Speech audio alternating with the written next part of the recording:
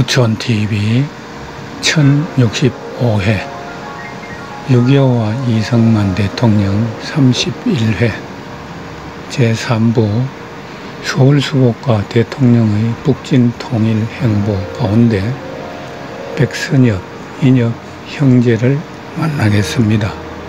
구독은 무료이니 구독과 좋아요 눌러주세요. 백선엽, 인엽 형제 10월 7일 오전 9시 대통령은 대구로 떠나 육군본부에 들러 정일권 장군으로부터 38선 이북의 전황을 보고받았다. 동해안에서 진격 중인 제3사단의 우리 애들은 통천과 송전을 점령했고 중부 전선에서도 제2군단 예하의 3개 사단이 38선을 넘어 북진을 개시하여 진격 중이라고 했다. 제6사단은 춘천 북방에서 38선을 돌파하여 저항하는 적군을 무찌르고 전진 중인데 사기가 더 높다고 한다. 서부 전선에서 우리 애들에게 저항하던 적은 막대한 피해를 보고 후퇴했다. 그리고 안주로부터 평양으로 남아 중이던 적의 수송트럭 70여 대를 미 공군이 폭격하여 격파시켜 적의 타격이 컸다고 했다.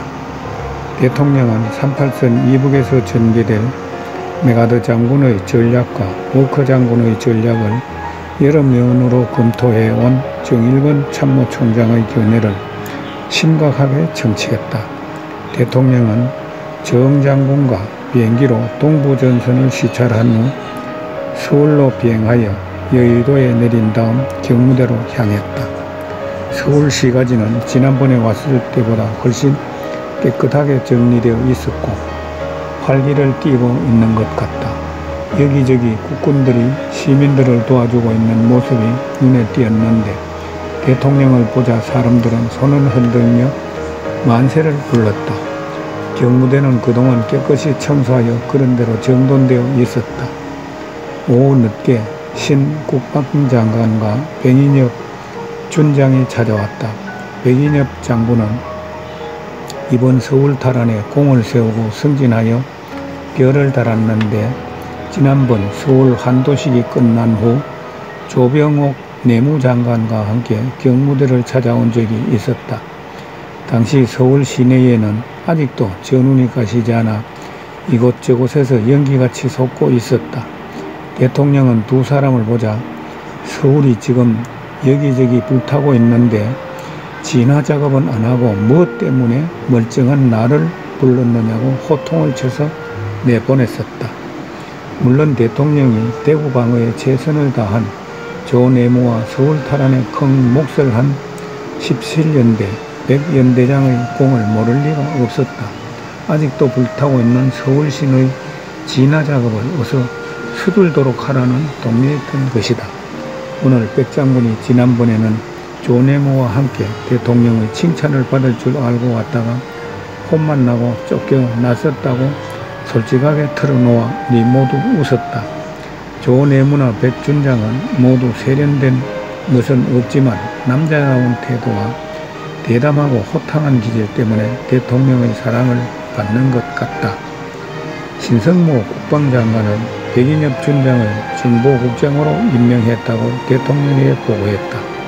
백 준장은 이어 지난번 부산에 있는 자기 어머니에게 베풀어준 대통령의 후예에 감사드리러 왔다고 눈물을 글썽이며 말했다. 지난 9월 21일 17연대가 인천 상륙작전과 서울 탈환 작전에 참가하기 위해 군함을 타고 떠날 때 대통령과 나는 저녁 8시 반까지 함상에서 17연대의 우리 애들을 격려하고 돌아왔었다. 쌈트로 가는 우리 애들이 탄 배가 부산항을 떠나 어둠 속으로 사라지는 것을 지켜보던 대통령이 나에게 20대에 홀로 된 백대령의 어머니가 선엽과 인엽 형제를 고생하며 길러서 이제 두 아들을 모두 쌈터에 내보내고 며느리와 함께 썰썰하게 판잣집에서 지내고 있다는데 그 호르몬이를 위로해 줬으면 좋겠다고 말했다. 나는 항시 비서편에 과일 한 바구니를 백대령 집으로 보냈었다. 이때 항비서는 백대령의 어머니가 기거하고 있는 판잣집을 찾는데 무척 애를 먹었으며 오랜 시간이 걸렸다고 한다. 대통령은 부모님께 효도하고 형제가연에 우에 있는 사람을 재주나 능력 있는 사람보다 좋아했고 책임 있는 자리에 있는 인사들의 재능과 학력보다는 인간됨을 더 중요시했다. 늙고 병든 아버지나 어머니를 사랑하지 않는 사람이 어찌 목숨을 바쳐 나라에 충성하며 동포를 위해 헌신할 수 있겠는가고 항상 말했다. 정일권 장군도 효자라는 이야기를 들었다. 대통령은 부모에게 불효하는 사람을 아주 싫어했다. 메가더 장군의 명령에 따라 38선을 돌파한 유엔군이 오늘 정오에 개성을 점령했다고 신성모 국방장관이 보고했다. 미 제1해병사단은 이미 10월 5일 부대를 이동했으며 서부 전선에는 미 8군 예하 제1군단 소속의 처치 장군이 지휘하는 미 제24사단, 국군 제1사단, 영국군 제27여단이 임진각 구간인 고랑포 부근에서 전개를 끝냈다고 한다. 그리고 콜터 장군이 지휘하는 미 제9군단의 제2사단과 킨 장군의 제25사단은 후방지역에서 경부간 병참선을 확보하는 한편 한국 경찰과 협조하여 남쪽에 남아있는 잔적들의 소탕 임무를 맡았다. 미 8군은 오늘 정오 서울에서 미 10군단과 정식으로 전선 임무를 교대했다.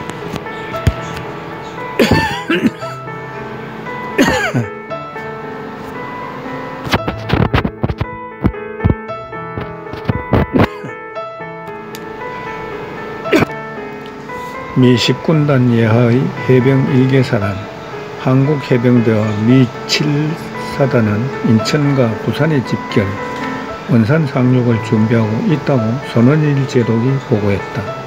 유엔의 민주우방 24개국이 우리나라에 대한 군사원조를 신청했으며 모두 합해서 38개국이 양곡과 일회품, 구호품 원조를 신청했다고 유엔에서 임병직 외무장관이 보고해 왔다.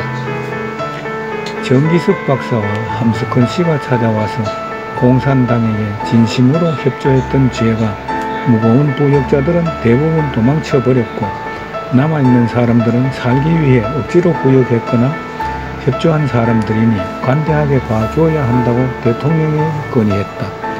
손원일 제독도 같은 의견을 건의해 왔었다. 부역자 처리 문제에 있어서는 대통령도 가능한 한 관대히 처리할 것을 지시했었다. 대통령은 항해도 출신인 함석헌 씨에게 항해도가 탈환되면 바로 그곳에 가서 민심을 수습하도록 지시했다. 아직도 서울시 주변의 산속에서는 공산당들이 학살하고 간 연고자를 찾기 어려운 시체들이 발견된다고 한다.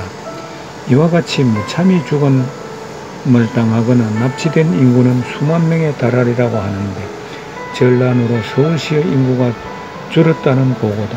납치된 사람들 중에는 서울에 남아있던 외국인 선교사와 공관원도 포함되어 있다고 한다.